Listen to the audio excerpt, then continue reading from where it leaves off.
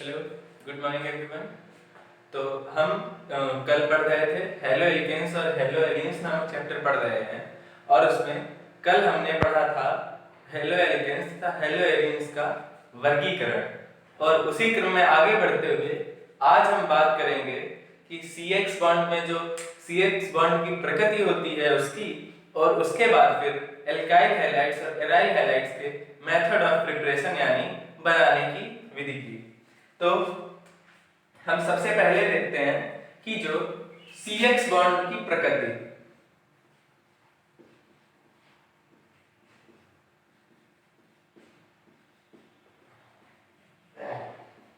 तो जैसा कि हमें पता है कि जो भी इससे हाइड्रोजन एटम अटैच्ड होगा वह हमारा मोर इलेक्ट्रोनेगेटिव होगा। तो चूंकि जो X एटम है वो हमारा अधिक विद्युत ऋणात्मक एलिमेंट है, तो इसलिए जो X होगा उसके ऊपर पार्शियल नेगेटिव चार्ज आएगा और जो कार्बन होगा उसके ऊपर पार्शियल पॉजिटिव चार्ज आएगा। और इस पार्शियल पॉजिटिव चार्ज के कारण जो ये है कार्बन हमारा, ये हमारा कार्बन सेंटर कैसा हो जाएगा, ये हमारा जो कार्बन सेंटर है ये इसके पास इलेक्ट्रॉनों की कमी हो जाएगी, तो ये जो हमारा सेंटर बन जाएगा वो हमारा इलेक्ट्रोफिलिक सेंटर बन जाएगा। और चूंकि जो CX बॉन्ड में पोलराइजेशन हो जाता है विद्युत ऋणात्मक होने के कारण, तो जो ये बंद होता है ये हमारा बॉन्ड जो होता है वो ध्रुवीय या फिर पोलर बॉन्ड होता है। जो बंद हो जाता है वो ध्रुवीय हो जाता है। और चूंकि हमें पता है कि जैसे जैसे हम ऊपर से नीचे जाते हैं फ्लोरीन, क्लोरीन, ब्रोमीन और आयोडीन, तो ऊपर से नीचे जाने पर जो हमारा साइज होता है, आकार होता है, वो इंक्रीज करता है। यानी जो हमारा फ्लोरीन है उससे बड़ा क्लोरीन है, क्लोरीन से बड़ा ब्रोमीन और ब्रोमीन से बड़ा आयोडीन है। तो चूंकि हमारा साइज कंटिन्यू इंक्रीज करता जा रहा है, इसलिए जैसे जैसे हम फ्लोरीन से मूव करेंगे आयोडीन की तरफ, वैसे वैसे जो C और X बॉन्ड लेंथ है वो हमारी क्या होगी, इंक्रीज करेगी। वैसे वैसे हमारी जो CX बॉन्ड लेंथ है वो हमारी इंक्रीज करेगी। चलिए तो आप ये नोट कर लीजिए। इसके पश्चात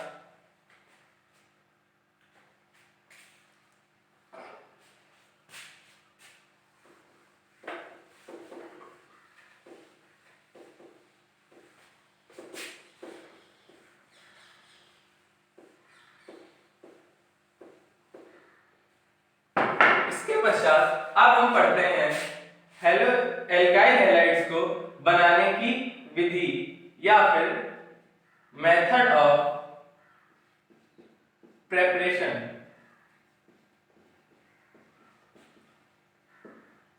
तो जो एल्काइल हैलाइड्स हैं उनको बनाने की ढेर सारी विधियां हैं, लेकिन मोस्ट ऑफ द टाइम हम एल्काइल हैलाइड्स को बनाते हैं एल्कोहल से।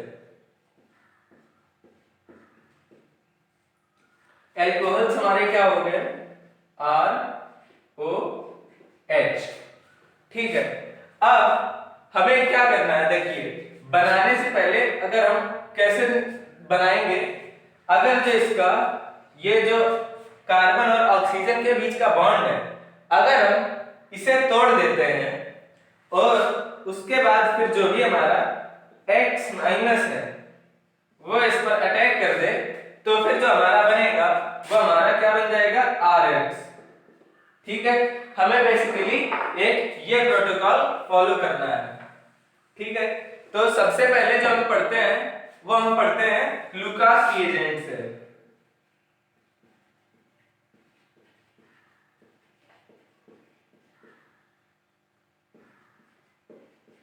जो हमारा लुकास रिएजेंट होता है वो क्या होता है,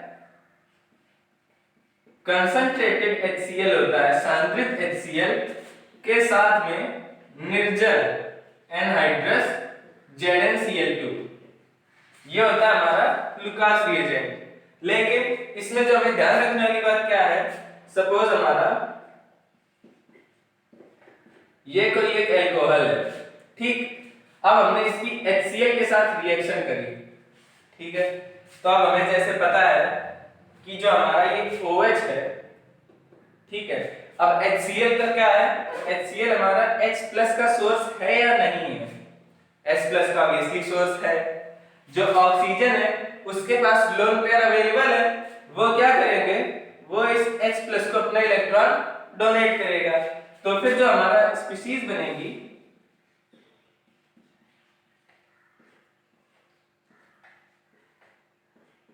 और ये ऑक्सीजन के पास पॉजिटिव चार्ज, और अगर हमें पता है कि अगर ये बॉन्ड इस प्रकार टूट जाएगा तो हमारा जब भी कोई भी स्टेबल मॉलिक्यूल बन रहा होता है, जैसे अगर हमारा ये बॉन्ड टूटेगा तो हमारा पानी बनेगा, ठीक है।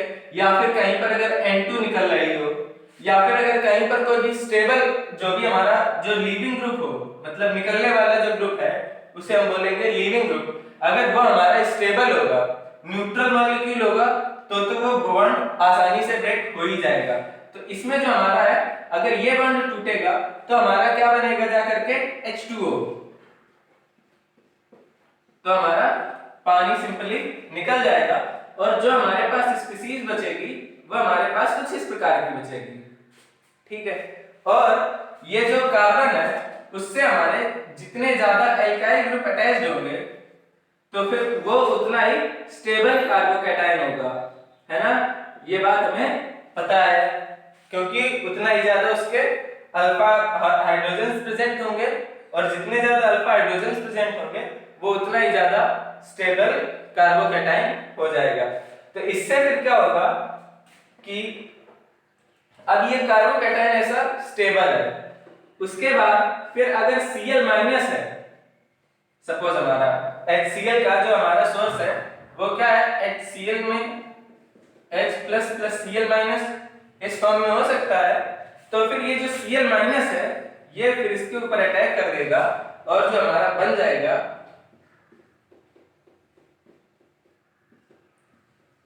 ये एल्काइल हैलाइड बन जाएगा। तो सिंपली हमें हमेशा ये याद रखना है कि जो ऑक्सीजन के लोन पेयर है वो जब भी अल्कोहल से हम बनाते हैं तो उसमें जो ऑक्सीजन होता है उनके जो लोन पेयर का होता है वो बहुत बड़ा रोल होता है कि वो कोई भी ऐसी स्पीशीज जिसके पास इलेक्ट्रॉन्स की कमी होती है उसको अपने इलेक्ट्रॉन डोनेट करते हैं, और उसके बाद फिर जो दूसरा हमारा कोई एक हैलोजनेटिंग स्पीशीज होती है जो हमारा हैलोजन प्रोवाइड करती है और वो उसके ऊपर अटैक कर देता है। अब देखिए ये तो हमारा 3 डिग्री अल्कोहल था सपोज, ठीक है, ये हमारा 3 डिग्री अल्कोहल है। बट जब हमारा 1 डिग्री और 2 डिग्री अल्कोहल होता है तो क्या होता है, उस केस में जो हमारा कार्बोकैटायन बनेगा वो कुछ इस प्रकार का बनता है,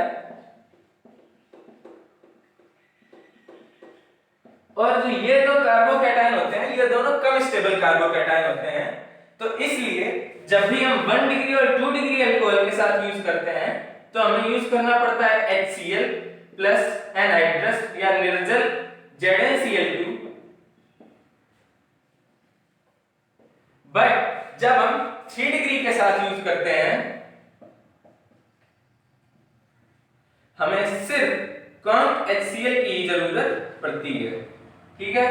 तो चलिए आप इसे नोट कर लीजिएगा, और सिंपल इस रिएक्शन को किस प्रकार लिख सकता हूं मैं कि ROH plus HCl gives ZnCl2 anhydrous या निर्जल, और यहां पर कॉम और RCl प्लस H2O।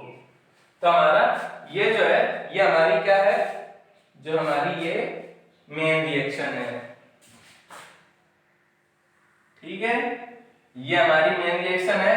अगर आपसे पेपर में कभी भी पूछा जाए तो हमें यही लिखना है, जो ये वाली रिएक्शन है अगर पेपर में पूछी जाती है तो हमें ये रिएक्शन लिखनी है। बट ये मैंने आपको समझाने के लिए बताया था कि ये अभिक्रिया किस प्रकार होती है, ताकि आपको बेहतर तरीके से समझ में आए और आगे आपको केमिस्ट्री को रटना ना पड़े। सिंपली ये जो ऑक्सीजन के पास लोन पेयर अवेलेबल है, ये किसी ऐसी स्पीशीज को, सपोज यहाँ पे जरूरी नहीं है कि HCl ही H+ ही हो, अगर यहाँ पर हमारा जो BF3 है उसके पास भी क्या होता है, वैकेंट p ऑर्बिटल होता है। हमें पता है 6 बॉन्ड, सिर्फ इसके पास 6 इलेक्ट्रॉन्स होते हैं, 2 इलेक्ट्रॉन्स की कमी है, तो ये भी BF3 भी इससे इलेक्ट्रॉन एक्सेप्ट कर सकता है और उसके बाद फिर निकल जाता है। इसी प्रकार हमारे पास H+ की जगह पे ढेर सारे ऐसे ग्रुप हैं कि जो इस ऑक्सीजन को एक बेहतर लीविंग ग्रुप बनाते हैं और उसके बाद कोई हेलोजनेटिंग स्पीशीज इसके ऊपर अटैक करती है और इस प्रकार हमारा एल्काइल हैलाइड बनता है। और एल्काइल हैलाइड्स हमारे लिए बनाना इसलिए जरूरी है क्योंकि जो कार्बन और हेलोजन के बीच का बॉन्ड होता है ये वीक बॉन्ड होता है, पोलराइज्ड होता है, आसानी से टूट सकता है, तो इस कारण हम ढेर सारे कार्बनिक यौगिक बना सकते हैं। तो आप नोट कर लीजिए।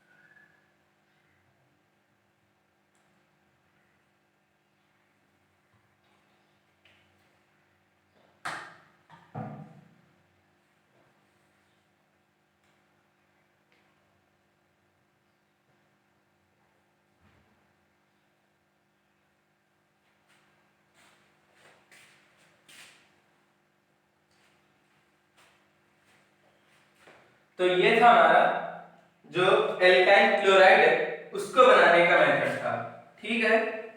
अब अगर हमसे ये पूछा जाए कि एल्काइल ब्रोमाइड्स कैसे बनाते हैं, तो एल्काइल ब्रोमाइड्स बनाने के लिए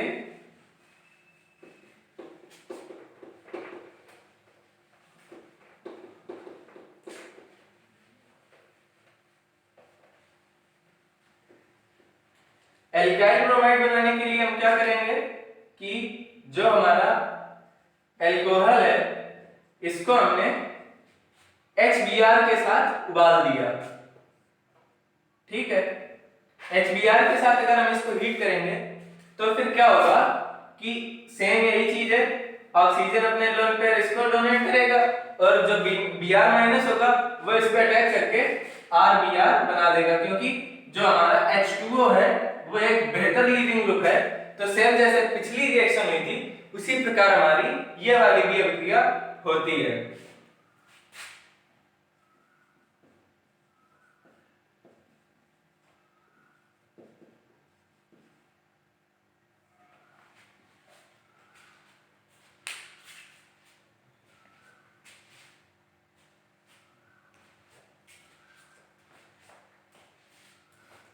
उसके बाद अगर हमसे पूछा जाए कि हम एल्काइल आयोडाइड को कैसे बनाएंगे, तो एल्काइल आयोडाइड के लिए हम क्या करते हैं कि जो हमारा एल्कोहल हुआ इसको हमने क्या किया, इसको हमने जो हमारा ऑर्थोफॉस्फोरिक अम्ल होता है वो होता है H3PO4 और हमें पता है कि ये भी H+ सप्लाई करेगा एसिड के साथ, इसके साथ मतलब, ठीक है, क्योंकि ये अम्ल है ऑर्थोफॉस्फोरिक अम्ल, ठीक है। अब जितने भी एसिड हैं चाहे वो तुम्हारे लुईस एसिड ही क्यों ना हो, वो सारे ऑक्सीजन का लोन पेयर अपने इसमें ऑक्सीजन का लोन पेयर अपना एक्सेप्ट करेंगे, ठीक है। अब ये जो हमारा ऑर्थोफॉस्फोरिक अम्ल है ये H+ डोनेट करेगा, सिंपल, तो ये हमारा लीविंग ग्रुप बन जाएगा।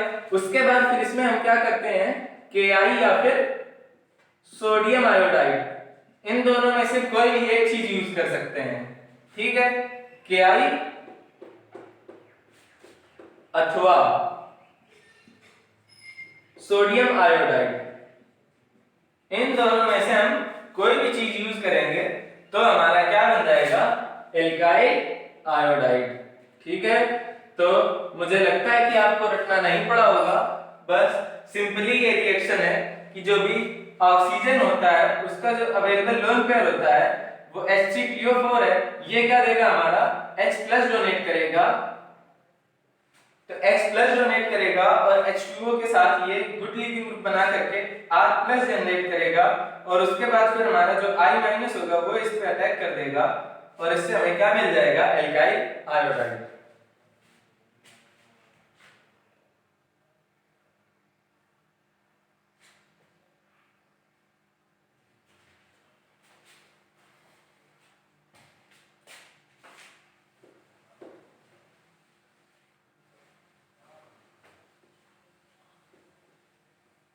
मैं आशा करता हूं कि आपने ये नोट कर लिया होगा। उसके बाद फिर अब अगर हम एक चीज देखें,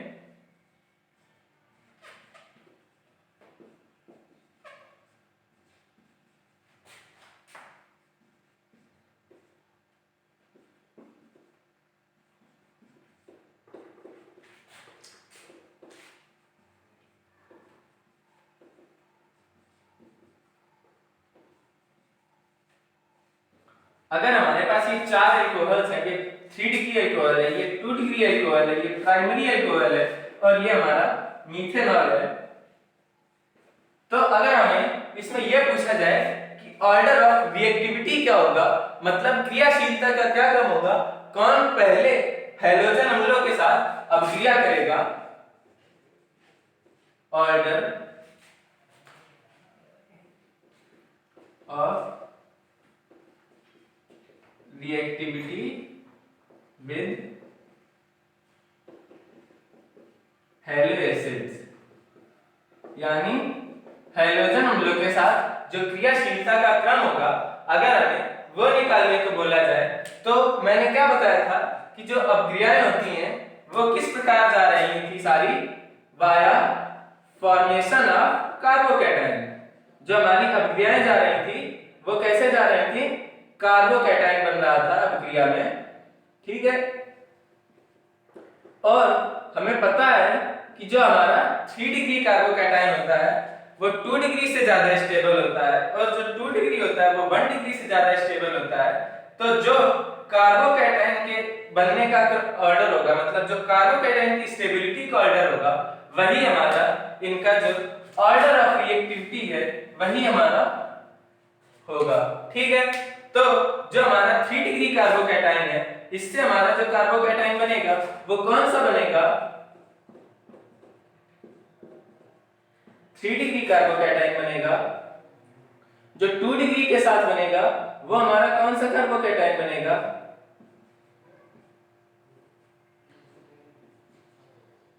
वो हमारा ये 2 डिग्री कार्बोकैटायन बनेगा।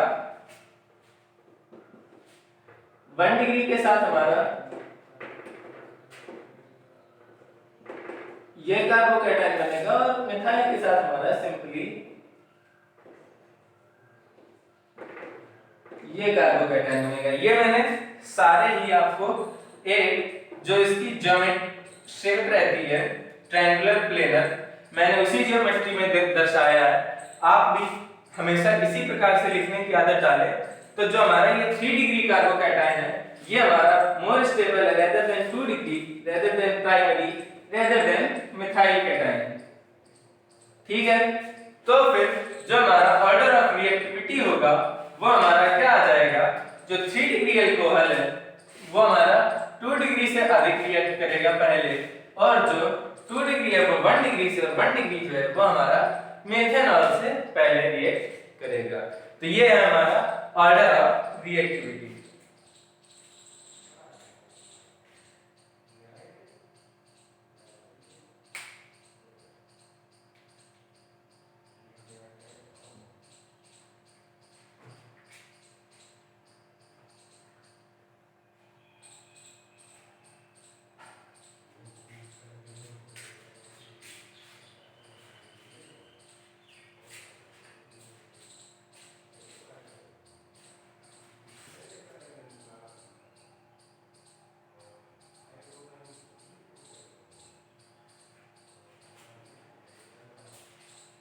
चलिए, तो आपने ये नोट कर लिया होगा।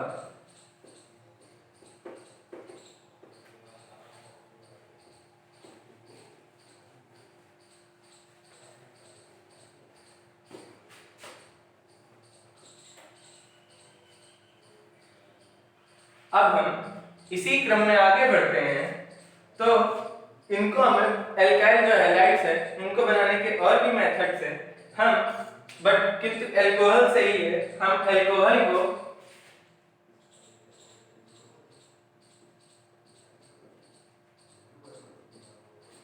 H2SO4 के साथ हीट करेंगे in presence of sodium salt of halogen, और हीट करेंगे तो हमारा क्या बनेगा, R alkyl halide plus NaHSO4 plus H2O। यहाँ पर हमें ध्यान देने वाली बात यह है कि जो हमारा H2SO4 करेगा वो भी हमारा एक H प्लस का सोर्स है, और वो इसके साथ हमारा H प्लस जो ऑक्सीजन अपना लोन पेयर है वो इसको डोनेट करेगा, और जो हमारा OH2 निकलेगा कुछ इस प्रकार की स्पीशीज बनेगी, और फिर ये हमारी ब्रेक हो जाएगी किसमें, R पॉजिटिव में। और जो हमारा NaX है इसका फिर X माइनस इस पे अटैक करके RX बनाएगा, और जो HSO4 माइनस प्रेजेंट होगा वो हमारा Na प्लस के साथ रिएक्ट करके NaHSO4 बनाएगा, और यहाँ पर हमारा वाटर तो निकला ही होता है। तो कुछ इस प्रकार से ये किया जाती है। आपसे एग्जाम में इतना सारा पूछा नहीं जाएगा, पर मैंने आपको सिर्फ ये समझाने के लिए बता दिया। अगर एग्जाम में हमें लिखना है तो जब तक हमसे क्रियाविधि ना पूछी जाए तब तक हमें सिर्फ इतना ही लिखना है और एक्सप्लेन कर देना है कि जो हमारा अल्कोहल होता है उसको सोडियम क्लोराइड या सोडियम ब्रोमाइड के साथ, इसमें जो हमारा X होना चाहिए वो बेसिकली ब्रोमाइड होना चाहिए, ब्रोमीन के साथ बनता है ये। तो अगर ये यहाँ पर सोडियम ब्रोमाइड के साथ हम इसको हीट करते हैं तो फिर इससे हमारा क्या बनेगा, जो एल्काइल हैलाइड है वो हमारा बनता है, या सॉरी एल्काइल ब्रोमाइड जो है वो हमारा बनता है। अब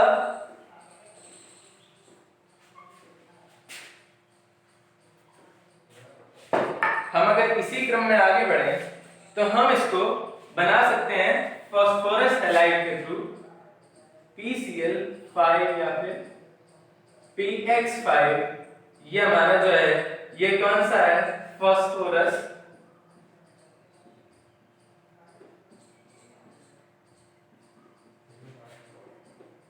पेंटा हैलाइड, ठीक है ना, क्योंकि यहाँ पर 5 जुड़े हुए हैं। या फिर हम इसको ये भी बोल सकते हैं, अगर Cl जुड़ा हुआ है तो हम इसको बोल सकते हैं फास्फोरस पेंटा क्लोराइड। अब देखिए इस रिएक्शन की ब्यूटी क्या है कि जो हमारा ऑक्सीजन होता है वो फास्फोरस के साथ जो बॉन्ड बनाता है वो ऑक्सीजन और फास्फोरस की जो बॉन्डिंग टेंडेंसी है वो बहुत ज्यादा होती है। ऑक्सीजन हमेशा कहीं पे अगर आपको ऑक्सीजन दिखेगा और फास्फोरस जाएगा तो हमेशा ऑक्सीजन के साथ स्ट्रांग फास्फोरस बॉन्ड बनाता है। तो इसमें बेसिकली होता क्या है, सपोज ये हमारा ये ROH है, इसने PCl5 के साथ क्रिया करेगा तो ये RCl plus POCl3 plus HCl ये बनेगा। अब मैं बताता हूं कि ये होगा कैसे। देखो जो हमारा फास्फोरस है इसके पास वैकेंट d ऑर्बिटल प्रेजेंट है। कैसे? क्योंकि जो फास्फोरस है वो हमारा क्या होता है, 1s2 2s2 2p6 3s2 3p3 ये हमारा होता है फास्फोरस का 2 2 4 6 10 5 15 फास्फोरस का 15 होता है। और इसके बाद जो हमारा तीसरी कक्षा होती है, पहली कक्षा में सिर्फ हमारा S होता है, फिर SP होता है, फिर SPD होता है, चौथी कक्षा में SPDF होता है, और इसी प्रकार आगे हम बढ़ते जाते हैं SPDFG ऑर्बिटल, और इसी प्रकार ऑर्बिटल्स बढ़ते जाते हैं। बट अगर हम ये देखें तो तीसरी कक्षा में हमारा d ऑर्बिटल जो है वो हमारा वैकेंट है, ठीक है। तो ये 3d 0 हो गया। तो ये जो ऑक्सीजन से क्या करेगा, ये अपने वैकेंट d ऑर्बिटल में इलेक्ट्रॉन एक्सेप्ट कर सकता है, क्योंकि इसकी ऑक्सीजन के साथ जो बॉन्ड बनाने की टेंडेंसी होती है वो बहुत ही ज्यादा होती है। तो ये क्या करेगा,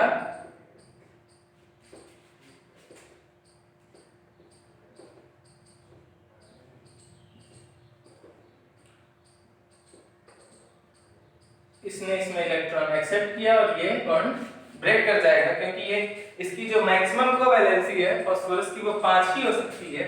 तो फिर क्या बनेगा, हमें RO P Cl Cl Cl Cl और ये H। तो जो ये हमारा Cl माइनस होता है वो क्या करेगा कि जो H है ये हमारा रिमूव हो जाएगा, और यहां से हमें क्या बन जाएगा, जो ये जो Cl माइनस होगा और H माइनस है ये दोनों हमें बना देंगे HCl, और जो हमारे पास स्पीशीज बनी होगी अगली वो कुछ इस प्रकार होगी, Cl Cl Cl और Cl। और चूंकि जो ऑक्सीजन और फास्फोरस का बॉन्ड स्ट्रांग होता है तो क्या करेगा, ये इधर आएगा बॉन्ड और ये इधर आएगा। तो जो हमारी स्पीशीज बनेगी वो क्या बनेगी, R प्लस बनेगा, क्योंकि ये वाला जो हमारा बॉन्ड है, ऐसे देखें अगर हम, तो ये बॉन्ड किधर आ जाएगा, तो जो हमारी R प्लस बनेगा और P O Cl Cl Cl PoCl3 बनेगा और हमारा Cl माइनस बनेगा, और वो Cl माइनस इस R प्लस के साथ रिएक्ट करके हमारा RCl यानी एल्काइल हैलाइड बना देगा। तो जो अभिक्रिया ये है ये क्यों जा रही है, इस अभिक्रिया के होने का जो कारण है वो हमारा स्ट्रॉन्ग ऑक्सीजन और फास्फोरस बॉन्ड है, या फिर फास्फोरस और ऑक्सीजन के बीच में स्ट्रॉन्ग बॉन्ड फॉर्मेशन की टेंडेंसी है। इस कारण हमारी ये अभिक्रिया जाती है।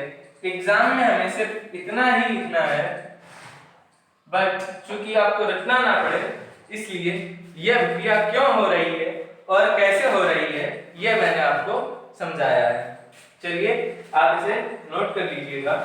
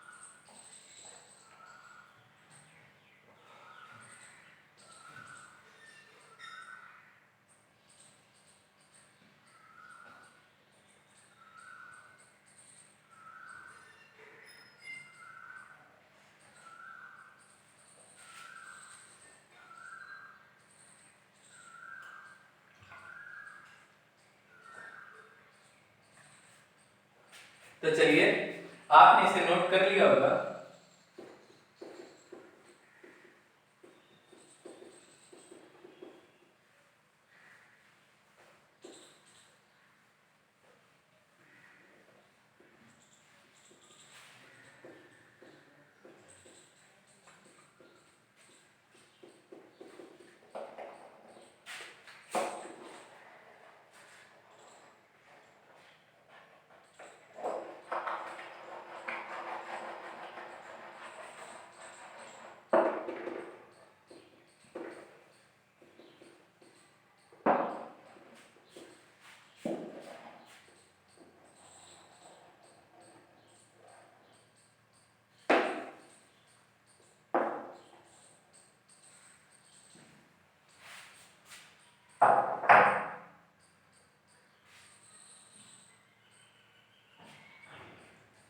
इसी क्रम में हम आगे बढ़ते हैं और अगला जो हमारा मेथड ऑफ प्रिपरेशन है वो किससे आएगा, px3 से, या फिर फास्फोरस ट्राई हैलाइड के साथ। अब चूंकि हमें पता है कि ये भी अभिक्रिया है, वो हमारी किस लिए जाएगी, स्ट्रॉन्ग फास्फोरस और ऑक्सीजन बॉन्ड के कारण। तो इसमें क्या होगा, ROH है, ठीक है। अब pH3 है और इसके साथ हमारा जो स्पीसीज है वो हमारी POX3 नहीं बन सकती। क्यों, क्योंकि हमारे पास ये 3 है, और अगर POX3 बनेगा तो फिर क्या होगा, तो फिर हमारा इस पे कोई अटैक करने वाला स्पीसीज पे नहीं बचता है। तो इसमें क्या होता है कि ये जो इसके 3 मोल होते हैं अल्कोहल के, वो अल्कोहल के 3 मोल रिएक्ट करते हैं pX3 के साथ, और क्या बनाएंगे, क्योंकि इसके पास 3 हैलाइड्स हैं, तो ये तीनों इसके साथ हैलाइड बना देंगे, और जो हमारा बनेगा वो RX एल्काइल हैलाइड बनेगा, और H3PO3 हमारे पास बन जाएगा।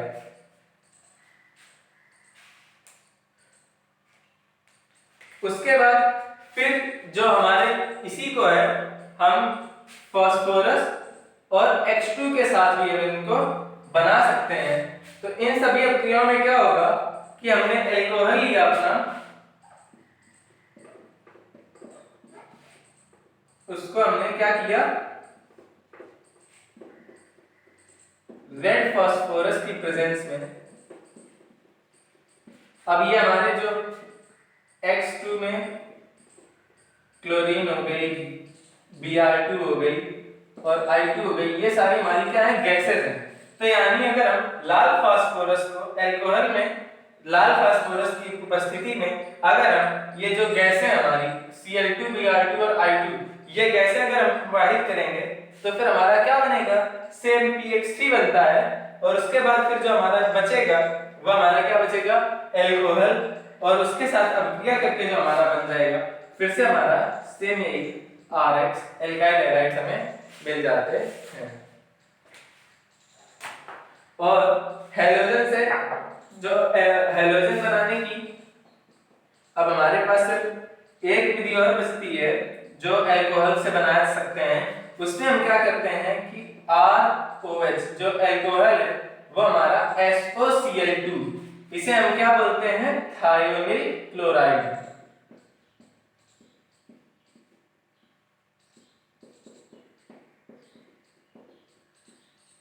ठीक है, और SOCl2 के साथ अभिक्रिया करके इसमें क्या बनेगा, हमारा जो ऑक्सीजन होता है वो अपने लोन पेयर ऑफ इलेक्ट्रॉन को सल्फर के वैकेंट d ऑर्बिटल में डोनेट कर सकता है, और उससे जो हमारी स्पीसीज बन जाएगी। हमें पता है सभी को कि जो SO2 होती है वो हमारी स्पीसीज स्टेबल होती है, और R+ कैटायन जनरेट होगा जिसमें हमारा Cl- अटैक कर देगा। तो जो हमारा बनेगा वो क्या बनेगा, RCl + SO2 + HCl। आइए चलिए मैं आपको बता देता हूं कि ये अभिक्रिया होती कैसे है। तो जो सपोज ये है हमारा, तो सल्फर के पास चूंकि वैकेंट ऑर्बिटल प्रेजेंट होता है,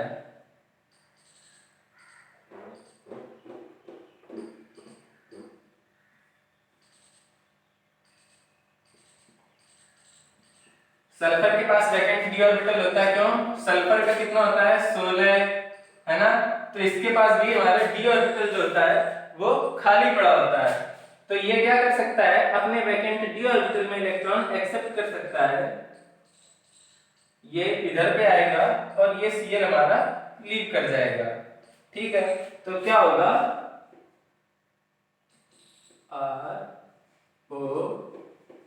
ROH, यहाँ पर ऑक्सीजन के पास पॉजिटिव चार्ज आ जाएगा और सल्फर के पास हमारा कोई भी चार्ज नहीं रहेगा। क्यों, क्योंकि जो हमारा यहाँ पर प्लस था, सपोज इसको इलेक्ट्रॉन को एक्सेप्ट करने पर नेगेटिव चार्ज आता, तो ये जो Cl बॉन्ड है ये हमारा ब्रेक हो गया है, तो उसके कारण हमारा कैसा चार्ज रहेगा, न्यूट्रल रहेगा, और सिर्फ एक Cl अटैच रहेगा, और यहाँ पर हमारा जो अभिक्रिया में -Cl होगा। अब ये क्या हो जाएगा, H+ हमारा रिमूव हो जाएगा इसको इलेक्ट्रॉन डोनेट करते हुए। अगर इस प्रकार इलेक्ट्रॉन घूमेगा तो ये हमारा बनेगा H+, और जो हमारी स्पीसीज बनेगी वो कुछ इस प्रकार बनेगी। ठीक है, अब क्या होगा कि जो हमारा ये बॉन्ड है SO2 चूंकि स्टेबल स्पीसीज है तो ये इधर जाएगा, और जो ये वाला बॉन्ड है तो ये हमारा Cl घूम करके इधर पे आ जाएगा। तो जो हमारा प्रोडक्ट बनेगा वो क्या बन जाएगा, RCl प्लस SO2। हमें क्या करना है, किसी भी अभिक्रिया में जो हमारी मोर स्टेबल स्पीसीज हो हमें उसे बनाने पर अपना ज्यादा ध्यान देना है, क्योंकि जो अभिक्रिया हो रही होती है वो हमारी अभिक्रिया इसीलिए हो रही होती है क्योंकि उसमें अधिक स्टेबल उत्पाद बन रहा होता है पहले वाले से, इसीलिए हमारी कोई भी अभिक्रिया होती है। तो चलिए आज के लिए इतना ही, आप इसे नोट कर लीजिएगा। इसके बाद हम कल इसी क्रम में आगे बढ़ेंगे और जो एल्काइल हैलाइड्स हैं उनको बनाने की और विधियां पढ़ेंगे। पर एक बात मैं आपको बताना चाहूंगा कि आप बोलोगे कि जो हमारा ये एरोमेटिक अल्कोहल है, ये फिनॉल है, उसके साथ हम इन सभी मेथड्स के साथ ये जो एराइल हैलाइड है वो क्यों नहीं बना सकते हैं। तो जो हमें पता है कि जो OH है वो हमारा कैसा ग्रुप होता है, प्लस R ग्रुप होता है। तो ये अपने इलेक्ट्रॉन जो होते हैं ये परमानेंट इसके कॉन्जुगेशन में बने रहते हैं, है ना। ये परमानेंट कैसे बने रहते हैं, कॉन्जुगेशन में। तो इस कॉन्जुगेशन के कारण क्या होता है कि जो हमारा ये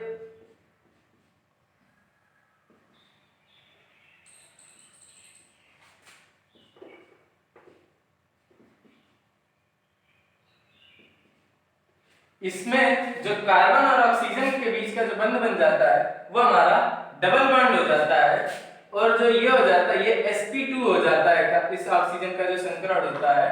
तो ये चूंकि हमारा sp2 कार्बन से अटैच्ड होता है तो ये हमारा जो डबल बॉन्ड है ये इसके जो पार्शियल डबल बॉन्ड कैरेक्टर आ जाता है, इस जो sp2 कार्बन और इस ऑक्सीजन के बीच में पार्शियल डबल बॉन्ड कैरेक्टर आने के कारण क्या होता है कि ये बॉन्ड जो है हमारा वो स्टेबल हो जाता है। दूसरी बात अगर तुम देखो तो यहाँ पर जो लोन पेयर ऑफ इलेक्ट्रॉन्स हैं वो प्लस R इफेक्ट में इन्वॉल्व हो रहे हैं, तो जो इनकी डोनेट करने की टेंडेंसी इतनी नहीं रहती है कि वो H प्लस के साथ अपना डोनेट कर पाए इलेक्ट्रॉन। और तीसरी बात कि जो हमारा सपोज ये हो भी जाए तो जो हमारी ये जो कार्बोकैटायनिक स्पीशीज बनेगी ये हमारी स्टेबल नहीं होती है, ये हमारी जो स्पीशीज होती है वो स्टेबल नहीं होती है। तो इस कारण हम क्या करते हैं कि जो एरोमेटिक अल्कोहल होते हैं या फिनॉल होती है उससे हम एराइल हैलाइड्स को नहीं बना सकते हैं। ठीक है, तो उम्मीद करता हूं कि आपको ये समझ में आया होगा। आप एक बार किताब में जरूर पढ़ लीजिएगा, जो भी आप पढ़ा करें मैं आपको पढ़ने का तरीका बताता हूं कि जो ऑर्गेनिक केमिस्ट्री है उसमें आपको रिएक्शंस की प्रैक्टिस तो करनी पड़ेगी। डेली का एक शेड्यूल बनाएं कि आपको 1 घंटे पढ़ना है, और जितना मैंने ये पढ़ाया है तो अगर मैंने आपको समझा करके पढ़ाया है लगभग 35 से 40 मिनट में, तो आप 1 घंटे में इसको 2 बार पढ़ सकते हैं। तो उससे क्या होगा कि एक दिन में से एक बार जरूर पढ़ें, जितना मैं पढ़ाया करूं उतना पहले आपने एक बार जरूर पढ़ा, और उसके बाद फिर जो भी छुट्टी का दिन होता है संडे, तो उस दिन से आप एक बार रिवाइज कर लिया करें जितना भी पूरा मैंने पढ़ाया है। तो इससे आप उसको लंबे समय तक अपने दिमाग में स्टोर कर पाएंगे। और दूसरी बात, हमेशा जो बेसिक कॉन्सेप्ट है उनको समझने की कोशिश करें, क्योंकि ये देखिए मुझे कोई भी रिएक्शन नहीं याद है। अगर आप मेरे से पूछेंगे कि नेम रिएक्शंस में अगर आप पूछेंगे मेरे से कि HBZ हेलोरोइड रिएक्शन क्या होती है, तो अभी के लिए मुझे नहीं याद है।